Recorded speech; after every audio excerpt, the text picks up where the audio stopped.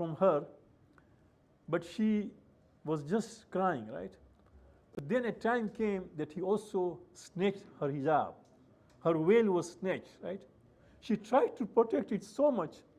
In the process of protecting, she fell down, became unconscious.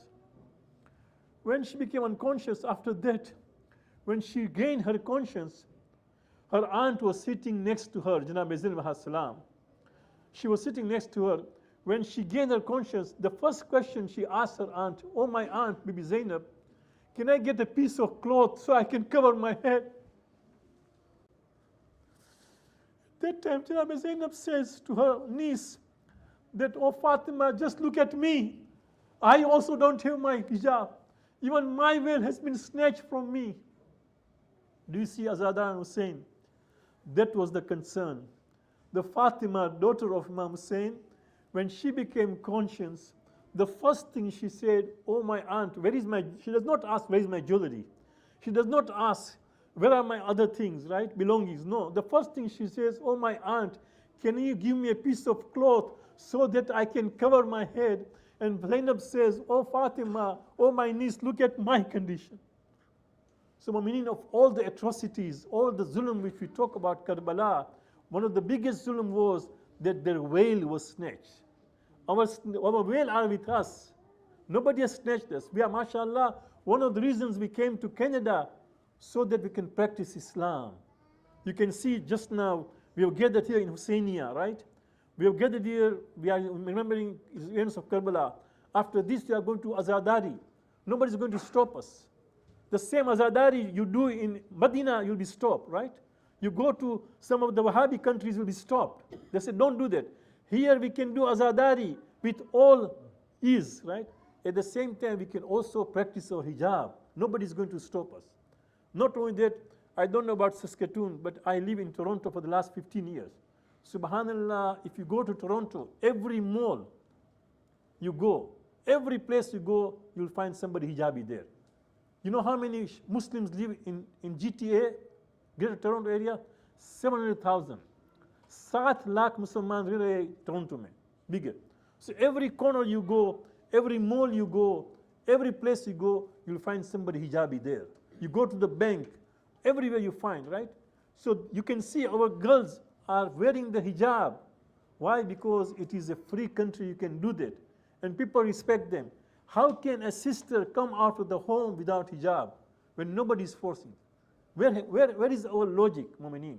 So keep this in mind, that these are the teachings of Islam. So you cannot start your day with doing a haram thing.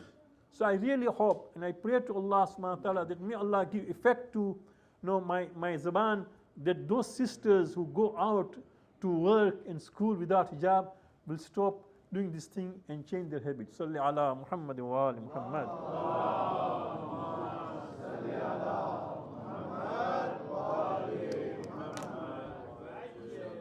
Maulana Sayyid Muhammad Rizvi, jo aap jante, he has come a number of times. He is the one who opened the center, right?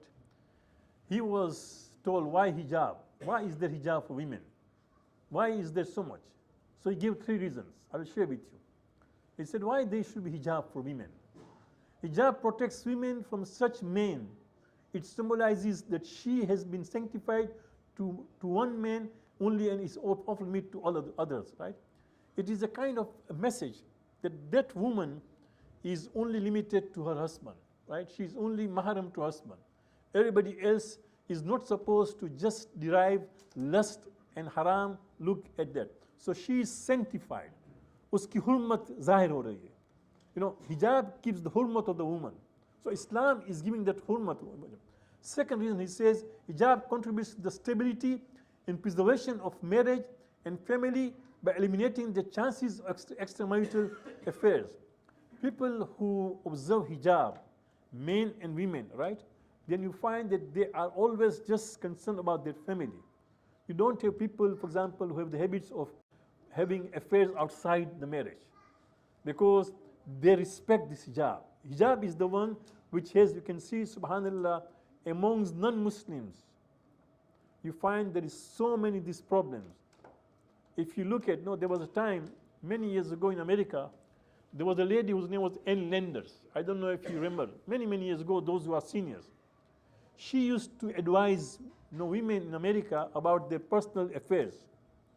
90 million women used to read her column, N. Lenders. You just check it. 90 million Americans. So much that she was considered as Queen of America. And those questions which she used to receive, majority of that our men folk are having affairs with the secretaries and having affairs with people outside. What should we do? This was the question all the time. Why are these things happening? Because they don't have the concept of hijab. A person who observes hijab, when a woman observes hijab, when a man observes hijab, then he will always be just concerned about his own family. He will just derive his pleasure only from his wife, from his husband, right? These things are there. So it protects that kind of chastity. And then Maulana says, finally, it compels men to focus on the real personality of the woman and de-emphasizes her physical beauty, right? What we are supposed to know, for example, you are an employer, you are a boss, you want to employ somebody, right? You look at her abilities. What can this girl do, right? Not about her beauty. You won't employ her because of beauty, no. If she has the ability to run the office, she can be a good secretary, she can be a good, for example, manager, she can be a good salesperson, right? You employ her on account of ability, not account of look, right? So this is it, that in Islam, a woman is valued on account of her what she can give, right? What kind of service she can give, not account of her beauty, on account of her look. This is what Islam is. So Islam has actually given respect to the women by this hijab, mu'mineen. And you can see the teachings of Prophet, of Fatima Zahra, events of Karbala are so many there that you can see at every stage, hijab was a biggest concern. And even the enemy knew, the enemy which was so stone-hearted, right, knew that for us to humiliate these Ahlul Bayt and their women folk was what? To just snatch their hijab. It's not that they wanted those piece of clothes. They took the jewelry. Okay, maybe it had value. They took some of the belongings. It has some value. But the piece of cloth which was on the head of Fatima Kubra, on the head of, for example, Jami Rabab, on the head of Jami Kulsum, on the head of Janabi Zainab, on the head of Janabi Sakina. Janabi Sakina, how many times she was just whipped because she just wanted to cover her face, right? She would use her hair to cover her face. How old was Sakina? कितनी उम्र थी जनाब सकीना की? 4 साल की उम्र थी. 4 साल की उम्र जनाब सकीना की. छोटी सी बच्ची थी. Even then she was concerned about her hijab. She would use her hair to cover her hijab, right? What did the enemy get? Enemy wanted just to humiliate, to torment the Ahlul Bayt. Not that they wanted that piece of cloth. It did not have any value. So you can imagine they realized that Ahlul Bayt liked the hijab and covered their face all the time. For us to humiliate them is by depriving them of hijab. Mu'mineen, let us not follow the sirat of Yazid. Let us not follow the sirat of Shimr. Let us not follow the practice of Dushmanan Ahlul Bayt. We should follow the practice of Ahlul Bayt and the women. Salli ala Muhammad wa ali Muhammad.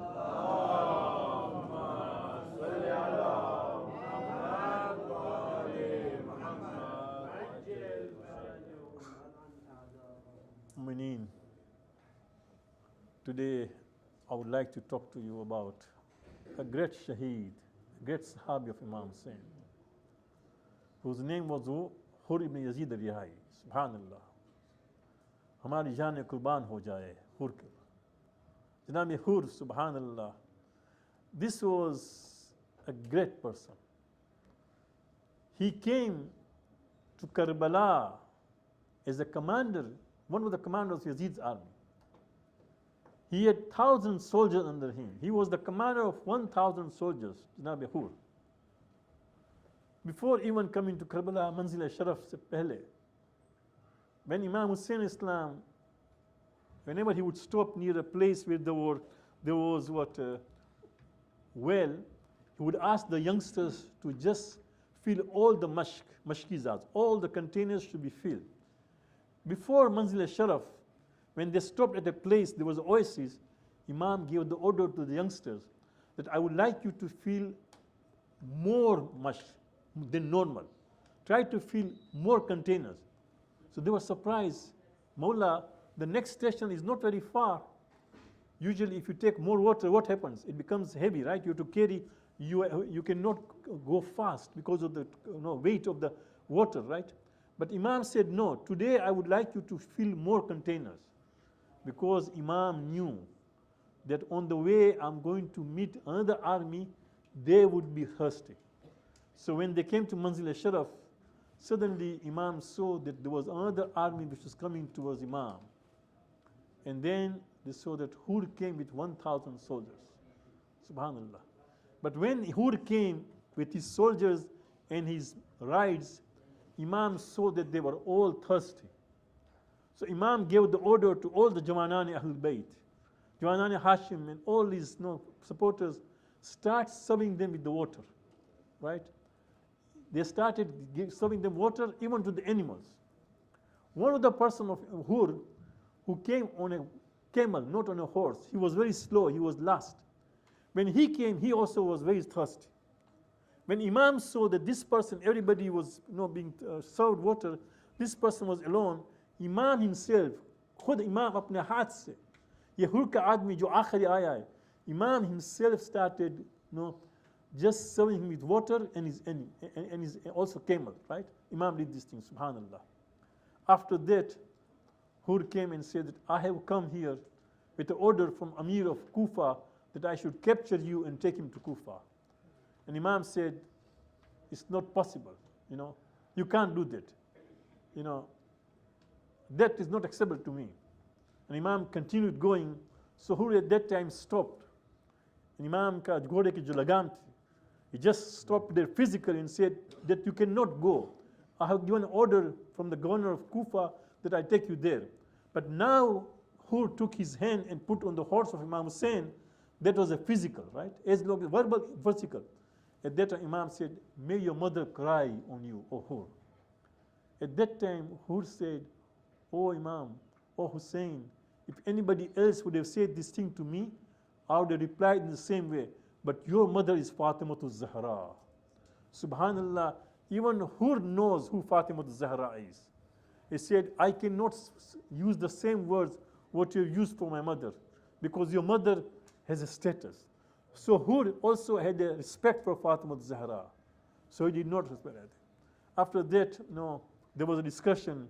The time of Zuhr came. Imam said, Hur, I'm going to go for prayers. Would you like to lead your own people for prayers? He said, no, I'm going to follow you in prayers. Imam said the prayers, Imam led the prayers. Hur also joined with his army with Imam. The time of Asr came. Imam again said the prayers. Hur joined with his army. After that, Imam told people of Kufa, army of Hur, do you know why I came here? I came here because you invited me. It was your invitation, right? If you don't believe me, Imam told his servant, just bring those letters. The servant had the whole sack of letters. He said, just empty that sack. And hundreds of letters came out of that sack and said that these are the letters from people of Kufa. Hur said, I am not aware of this thing. I've just been asked by the governor, Ibn Ziyad, that I should take you there. And Imam said, no, I'm not going to accept that, right? Until that time, that this kafla went and reached Kufa. But as Adan was saying, on the night of Ashura, Hur was hopeful that inshallah a time would come that there would be some kind of reconciliation between Umar Asad and Imam Hussain, and they would not battle. But then finally, when the order came from Ibn Ziyad, Shimr brought that order. Shimr said that Ibn Ziyad has said, O Umar Asad, stop having meetings with Imam Hussain, and you would have to either fight Hussain or ask him to do bayat. When Hur realized this message, Hur said to himself that I'm finding myself between Jannat and Jahannam. Or khayru bayna an-nar wal Jannah. He said, I'm just finding myself between Jannat and Jahannam. Entire night, Hur did not sleep, right? Just thinking, what should I do? On the day of Ashura, Azadan was saying, Hur went away from his army and he came to Imam Hussain Islam, just keeping his head down and said, Yabna Rasulullah, I was the one who brought you to Karbala. I didn't realize that this enemy is going to be so vast, even to the extent that I can see that your children are crying, Alatash, Alatash kat katarini. Children are crying that they do not have water. The enemy has even deprived you of water. Oh Mawla, oh Mawla, I ask forgiveness from Allah subhanahu wa ta'ala. Can you forgive me? When Imam heard this thing, Imam immediately said to Abbas, Abbas, go and do istiqbal of Hur. Hur came to Imam. Abbas brought Hur and said, Mawla, I have just come to ask forgiveness from you. I have asked forgiveness from Allah. And Imam said, oh Hur, may Allah forgive you. Allah is pleased with you and I have forgiven you. Subhanallah. This is Imam Hussain Islam. आप देखिए इमाम कितने आप देखिए सखी imam है. Immediate Imam forgives Hur. And that Hur says, Mawla, now give me permission that I go and fight the enemy. Subhanallah. Imam did not want that Imam did not do any kind of things to just welcome Imam Hur and give him water. The same Hur was the one when he came with 1,000 soldiers, Imam gave him water, but now Imam does not have any water to offer anything to Hur. So Imam said, okay Hur, you can go and fight the enemy. Subhanallah.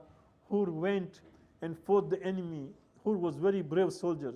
He started fighting the enemy, and many of the enemies were killed by Hur, right? Until that time, a time came that he fell down from the horse. When Imam realized, so that Imam realized Hur has been injured, Imam came near Hur, subhanallah, and then Imam saw that Hur was just lying down. Imam sat down on the earth of Karbala, took the head of Hur and put on his lap, and Imam saw that there was blood coming out from the forehead of Imam Hazrat Janabi Hur Islam. Imam took out the rumal, the handkerchief of Janabi Fatima Zahra from his own pocket and just tied on the forehead of Janabi Hur. I would say, oh Hur, how fortunate you are that you are lying on the earth of Karbala, on the lap of Imam Hussain al-Islam. Hi, Janabi Hur, how fortunate you are. When the blood started coming out of your head, Imam took the handkerchief of Fatima Zahra and put it on your forehead. Hi, on the day of Ashura, when Imam Hussain al-Islam came down from the horse, there was nobody to take the head of Imam Hussain on his lap. Imam Hussein's head was there. Imam was just full of blood. Nobody was there to take his head. Yeah, there was Janabi Zainab Salam. She was just standing till Zainabiya and said, Umar Asad, tujhe sharm nahi aati? Or Umar Asad, are you not ashamed that my son, my brother is being just falling down and being slaughtered and you are just looking at that? Nobody is there to take care of that. Janabi Hur is so fortunate. I would say Janabi Hur was worried that will Allah subhanahu wa ta'ala accept my maghfirat on the day of judgment. If I go to Imam Rasulullah, what Rasulullah say? How am I going to face my Fatima Zahra?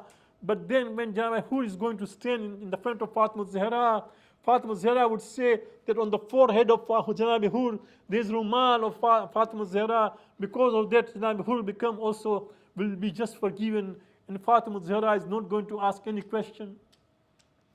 Allah tulaqul zalimina inna lillahi wa inna ilaihi raji'un.